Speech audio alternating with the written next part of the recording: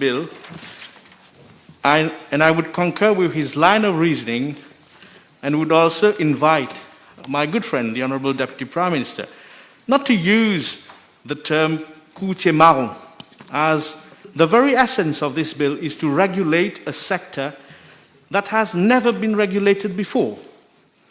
This stands to reason that in the absence of any legislation, we cannot describe those fathers and mothers earning a living, be it a small state agent or a big one, as a coûtier marron, because there was no regulation in the first instance.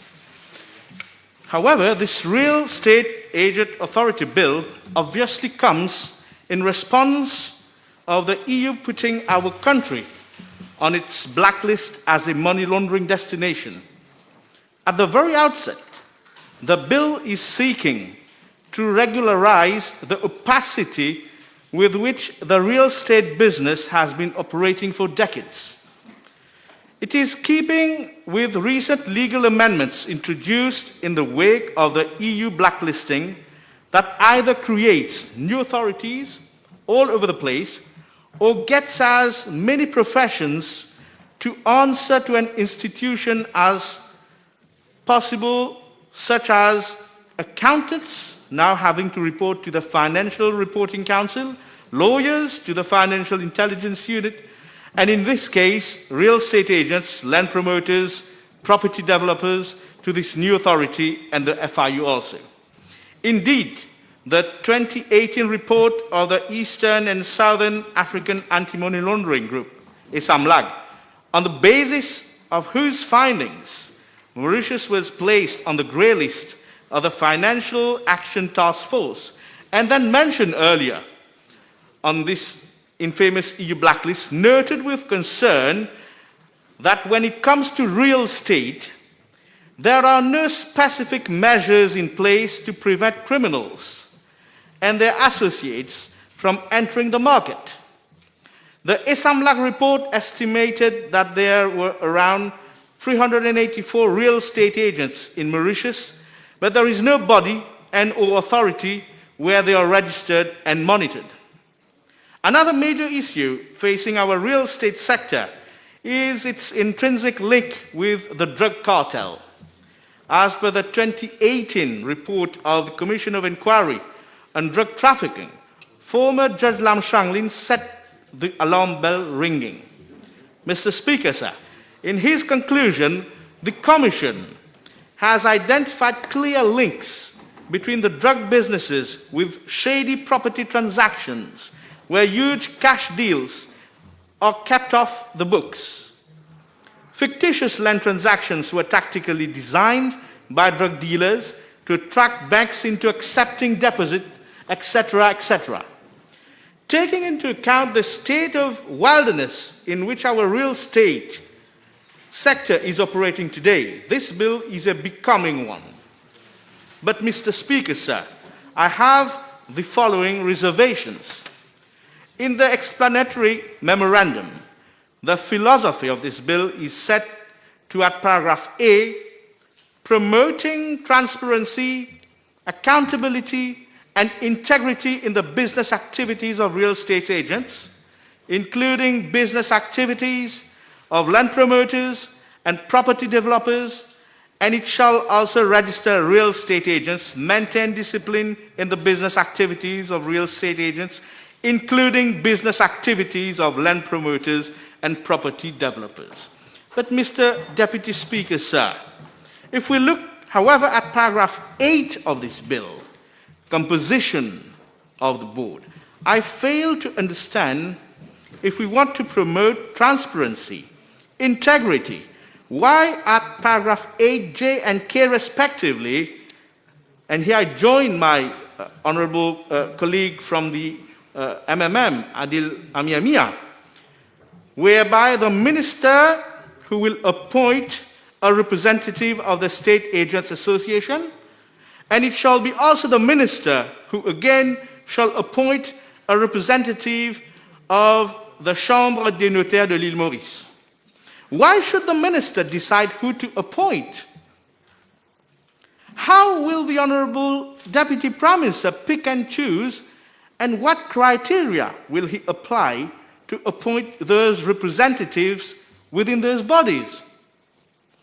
As it is the case in this bill for the appointment on the board of a representative of the Professional Land Surveyors Council, it shall be left to the State Agents Association and La Chambre des Notaires de l'Île Maurice to choose the respective representatives to sit on this board.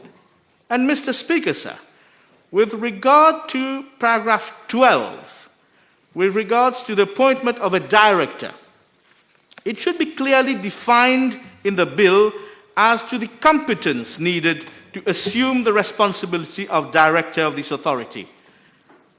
Here, we should proceed by way of recruitment of a director by way of appel à candidature to get the best competent people to apply for the job. I will refer to paragraph 8 here, Mr. Deputy Speaker, sir, where to become the chairman of the board, the chairperson shall be a law practitioner of not less than 10 years standing.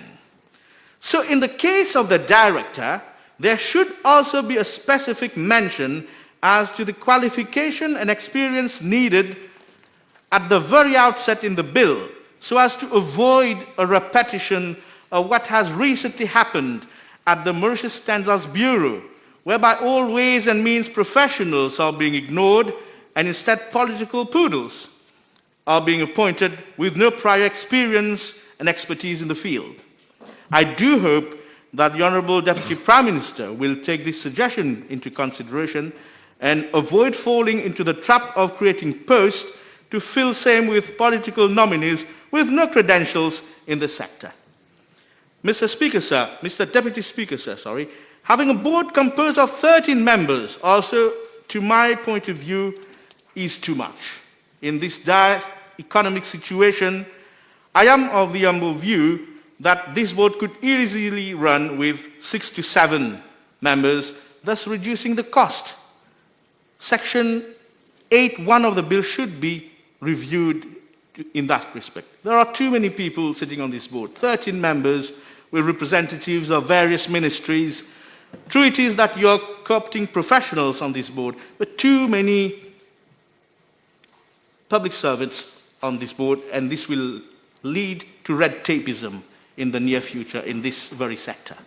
Now coming to paragraph 16 with regards to real estate agents.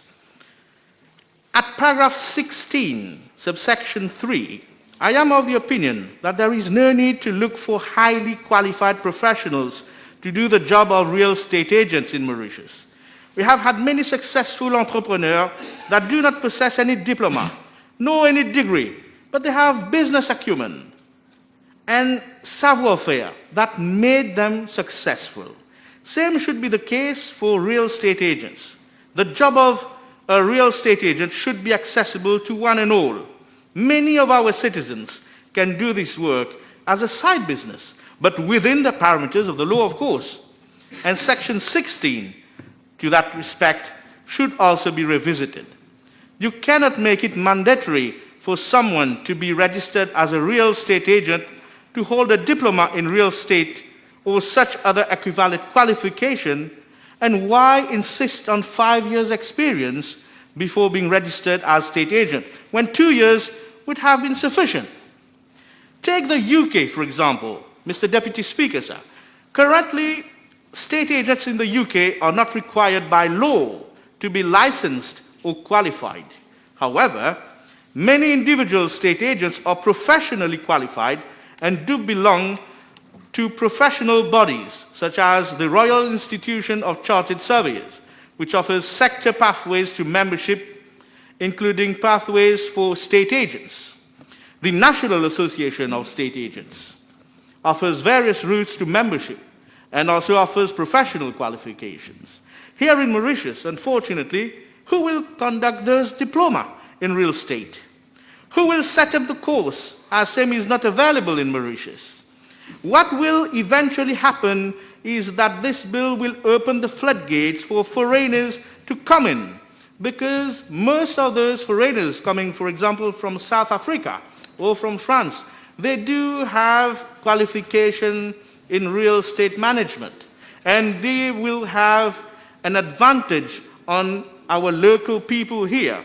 So this will be detrimental to our local entrepreneur and to our local state agents. Mr. Speaker, sir, with amendments being brought to the Immigration Act, amongst others, as canvassed by the Prime Minister in his speech on the Finance Bill, this will accelerate this process of having foreigners taking over even small property dealings in Mauritius. And this will be a crude reality for our citizens, who through their ingenuity normally get some additional income. They do act as broker or as a mere agent to get a financial reward in all honesty and within the law. This will no longer be the case, unfortunately, and this is saddening, Mr. Deputy Speaker, sir. However, the real concern at this point in time in creating such authority will entail in funding the infrastructure and staffing, which may involve large sums of money when the regulatory function could easily have been handed over to a subdivision of the Economic Development Board, which is already overseeing loads of those applications with regards to property development in Mauritius. Additionally, for a better supervision, it is better that the EDB issues all licenses to state agents instead of having municipal and local council doing the same.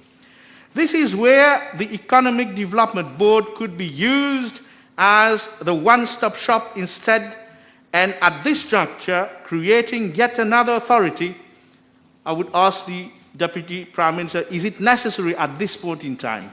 Will it meet its purpose at this point in time?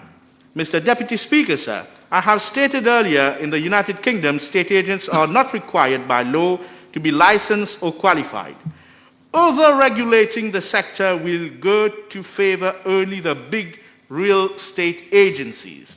This will lead to the demise of the small and medium state agencies in Mauritius. In the present economic situation, I do not believe that we should go in this line of reasoning with regards to this bill in this particular section. Mr. Deputy Speaker, sir, I am proposing to the Honourable Deputy Prime Minister to ponder on the following as an alternative to this bill as couched. In the UK, for example, any aggrieved party can register any complaint with the Consumer Protection Unit or the Unfair Trade Practice Department. Why not simplify matters and adopt a similar approach? Importantly, state agents who engage in residential work must belong to an approved redress scheme. There they have the Property Ombudsman scheme, and they've got the Property Redress scheme. If a consumer wishes to make a formal complaint, they must first contact the state agent in question. If the complaint remains unresolved, the matter can then be directed to the appropriate redress scheme. Each scheme offers an escalated complaints procedure and has the authority to resolve the complaint. The regulator for state agency across the UK is the National Trading Standards State Agency Team. The remit of the team is to assess whether an individual or businessman is fit to carry out state agency work within the terms of the State Agents Act. There they've got the State Agents Act 1979 that was subsequently amended. And Mr. Deputy Speaker, sir, the point I'm making is that every professional must be allowed to operate as a state agent within the definition of state agent, but with conditions attached, of course. The bill as presently drafted makes it very cumbersome for somebody to operate as an estate agent. What I suggest is that the EDB can come up with a code of practice for state agents and make it more conducive for their operation. The bill should aim at making the sector more competitive instead of stifling the market and creating a near cartel or monopolistic situation to the detriment of small state agents. However, Mr. Speaker, sir, the positive thing about the bill is the imposition of the condition of reporting suspicious transactions to the FIU. The bill should aim at tracking money coming from foreign countries into the IRS and RES market, the PDS market. And we should no longer have the people like those infamous Alvaro Sobrino coming and polluting our real estate market here in Mauritius. And this is commendable, and this is a good inclusion in this bill. Accountancy firms also carrying out the audit of real estate agencies must also be vigilant and report any suspicious and shady transactions. How often have we seen big auditing firms turning a blind eye to the off-the-books cash deposits of big companies in return for some handsome rewards? Mr. Deputy Speaker, sir, I must also add that through the Notaries Act and the way the profession of a notary is all about, in itself, a notary acts as a deterrent to dodgy transaction in the real estate sector. And the role of the notary in this sector is of paramount importance. I would go through the role of the notary for the sake of clarity. A notary is a legal practitioner whose intervention is required in property transactions. It is therefore a necessary step to buy a house, a land, an apartment, or any property right. The notary is the only legal professional to hold a delegation of power from the state and is defined by law as a judicial officer. The state power allows him to confer the character of authenticity to his deeds. As a judicial officer, the notary has a duty of impartiality. This makes him an essential trusted third party to assail. So we do have the necessary guard-fou in our own legislation through the Notaries Act or for the practice of a notary. Without the notary, the seller would refuse to sign closing documents until he gets paid, and the buyer would refuse to pay until he obtains ownership of the property. The notary allows the parties to resolve the dilemma by guaranteeing the seller that the buyer has the necessary funds in his account and assure the buyer that the funds will only be disbursed on actual transfer of the property. And Mr. Deputy Speaker, sir, so as it stands, the notary is an important player in the system, and due consideration should be given to its function and roles in the sector, and no mention is made in this bill to that effect, save and except that a representative of La Chambre des Notaires de l'Île Maurice shall sit on the board.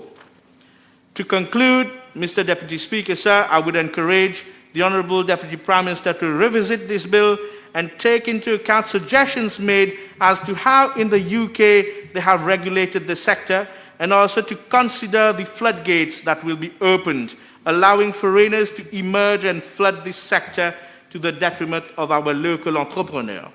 The bill, as presently drafted, sadly seems to prevent this altogether. It is like a one-size-fits-all. As real estate agents, be it big players, small players, land promoters, and property developers, they are all being considered all together and given the same status in this particular bill. Mr. Deputy Speaker, sir, no distinction is being made to distinguish and protect the common and small state agents in this bill. And what the Honourable Deputy Prime Minister described as courtier marron, but which I beg to differ, as I've said earlier on, those 5,151 people that you've mentioned, they form part of this, what you call the so-called courtier marron. And trying in an honest manner to earn a living and get an additional income, or to many, their sole income to feed their families, and these people shall be the biggest casualties with the coming into force of this bill. So I urge the Honourable Deputy Prime Minister to kindly consider this reasoning of mine. I shall thus invite the Honourable Deputy Prime Minister to kindly revisit this bill, especially with regards to the small state agents already operating, and also those state agents operating without any if I may say, permits or opening or operating in the wild, we put the necessary legal framework so that they get into the business of real estate. But as it is now, this bill will favor the big property developers, those coming from South Africa and France, and they will, and maybe under the correction of Honorable Minister of Environment, Honorable Ramanu, these people, they will take the big chunk of the property business in Mauritius. On these notes, I thank you all for your attention.